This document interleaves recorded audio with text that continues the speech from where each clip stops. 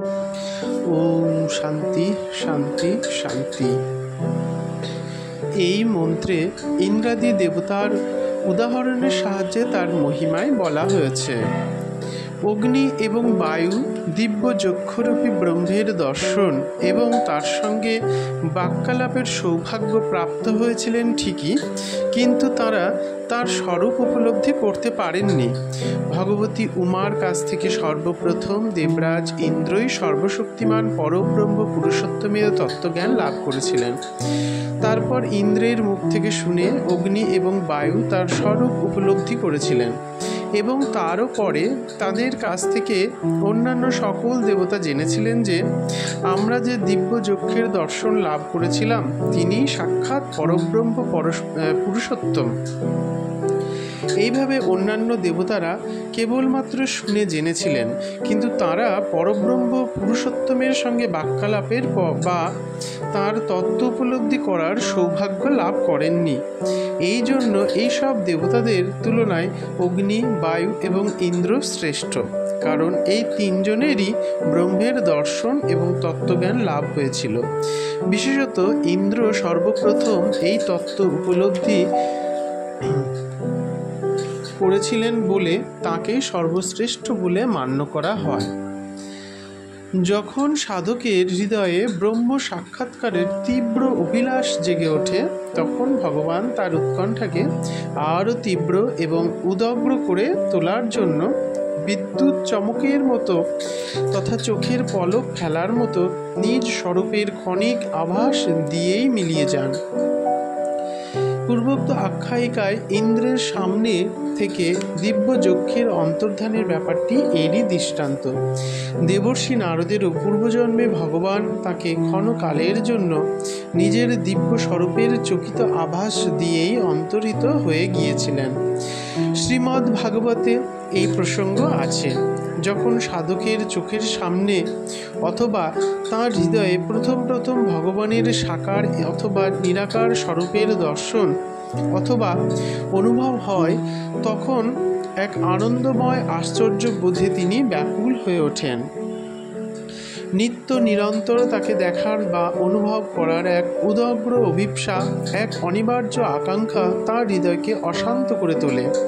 সেই আরাধ্য দেবতার সেই পরম প্রিয়ের মুহূর্তের বিচ্ছেদও তাঁর নিকট অসহনীয় বোধ হয়। এই বিষয়টি এই মন্ত্রে আধি দৈবিক দৃষ্টান্তের সাহায্যে বোঝাতে চাওয়া হয়েছে বলে মনে হয়।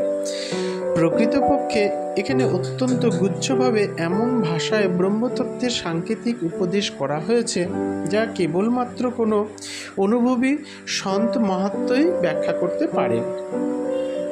শব্দের অর্থ তো নিজ নিজ ভাবনা অনুসারে বিভিন্ন প্রকারে করা সম্ভব। যখন সাধকের নিজের মন আরাধ্য দেবতা শ্রী ভগবানের সমীপে সমুপস্থিত হচ্ছে বলে মনে হতে থাকে, তিনি নিজের মনে ভগবানের নির্গুণ অথবা সগুণ যে স্বরূপেরই চিন্তা করুন না কেন, যেন তার প্রত্যক্ষ অনুভব হতে থাকে, তখন স্বাভাবিকভাবে তার সেই ইষ্টের প্রতি গভীর অনুরাগ সঞ্জাত হয়। তখন তিনি ক্ষণকালের জন্য সেই ইষ্ট দেবের বিস্মৃতি সহ্য করতে পারেন না। তখন তার অত্যন্ত ব্যাকুলতা জন্মায়। তিনি নিত্য নিরন্তর গভীর প্রেমে তাকে স্মরণ করতে থাকেন। তাকে পাওয়ার জন্য এক পরম গভীর এবং উদগ্র অনিবার্য অভিলাষ তার মনে জন্মায়। পূর্বমন্ত্রে আদি দৈবিক দৃষ্টিতে যে বিষয়টি বলা হয়েছিল, এখানে তাই আধ্যাত্মিক দৃষ্টি থেকে বলা হয়েছে।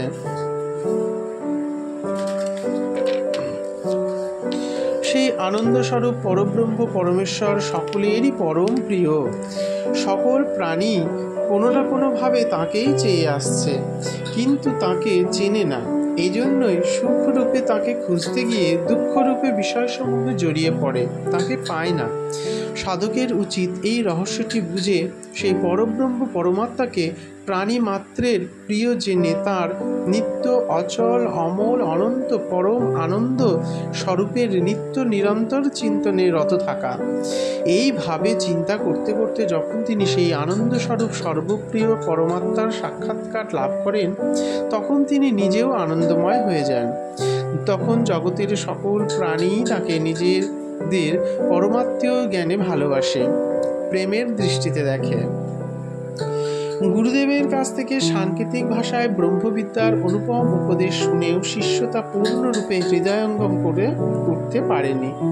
তাই সে প্রার্থনা করে, গুরুদেব, আপনি আমায় উপনিষদ অর্থাৎ রহস্যময় বিদ্যা উপদেশ করুন। গুরুদেব বলেন, বৎস, আমি তোমায় ব্রহ্মবিদ্যার উপদেশই তো দিলাম। তোমার প্রশ্নের উত্তর সত্যস্য সত্যম থেকে শুরু করে এই পূর্ব মন্ত্র পর্যন্ত যা কিছু বলেছি, তুমি দৃঢ় নিশ্চয়ের সঙ্গে ধারণা করো যে তা সবই সেই রহস্যময় ব্রহ্মবিদ্যারই উপদেশ। পড়ে শুনে প্রচার করলাম আর ব্রহ্মজ্ঞানী হয়ে গেলাম, এ হলো ব্রহ্মবিদ্যার পরিহাস এবং নিজে নিজেকে প্রবঞ্চনা করা। ব্রহ্মবিদ্যারূপী প্রাসাদের ভিত্তি হল তপস্যা, দম এবং কর্ম প্রভৃতি সাধন। এগুলির ওপরেই সেই রহস্যময় ব্রহ্মবিদ্যা স্থিরভাবে প্রতিষ্ঠিত হতে পারে। যে সাধক সাধন সম্পত্তির রক্ষা, বৃদ্ধি তথা স্বধর্ম পালনের জন্য কঠিন থেকে কঠিনতর কষ্টকে সানন্দে স্বীকার না করে, যে মন এবং ইন্দ্রিয় সমূহকে সম্যক বশীভূত না করে এবং যে নিষ্কামভাবে অনাসক্ত হয়ে বর্ণাশ্রমোচিত অবশ্য কর্তব্য কর্ম অনুষ্ঠান না করে, সে ব্রহ্মবিদ্যার যথার্থ রহস্য জানতে পারে না, কারণ এইগুলি হলো তা জানার প্রধান আধার। সেই সঙ্গে একথাও মনে রাখতে হবে যে বেদই সেই ব্রহ্মবিদ্যার অঙ্গসমূহ স্থানীয়। বেদেই ব্রহ্মবিদ্যার সকল অঙ্গ প্রত্যঙ্গের বিশদ ব্যাখ্যা আছে। অতএব অঙ্গসমূহ সহিত বেদের অধ্যয়ন করতে হবে। সত্যস্বরূপ পরমেশ্বর অর্থাৎ ত্রিকালাবাধিত সচ্চিদানন্দ ঘন পরমেশ্বরী সেই ব্রহ্মবিদ্যার পরম অধিষ্ঠান, আশ্রয়স্থল এবং পরম লক্ষ্য।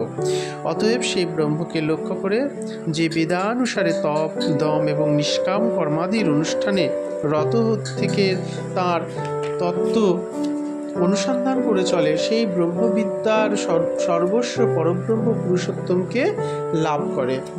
উপরে বলা পদ্ধতি অনুসারে যে উপনিষদ রূপ ব্রহ্মবিদ্যার রহস্য উপলব্ধি করে অর্থাৎ তদানুসারে সাধনে প্রবৃত্ত হয়, সে সমস্ত পাপ অর্থাৎ পরমাত্ম সাক্ষাৎকারের প্রতিবন্ধক স্বরূপ সমস্ত শুভাশুভ কর্ম নিঃশেষে বিনাশ করে নিত্যসত্য সর্বশ্রেষ্ঠ পরম ধামে প্রতিষ্ঠিত হয়।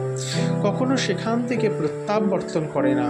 নিত্যকালের জন্যই সে যেখানে প্রতিষ্ঠিত হয়, এখানে প্রতিষ্ঠিত পদের পুনরুচ্চারণ গ্রন্থ সমাপ্তির সূচক তো বটেই, সেই সঙ্গে উপদেশের সুনিশ্চিত তারও প্রতিপাদক।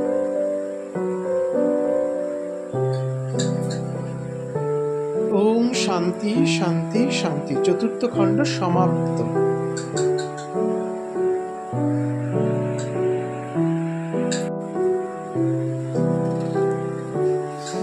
ওম শান্তি শান্তি শান্তি। কঠোপনিষ।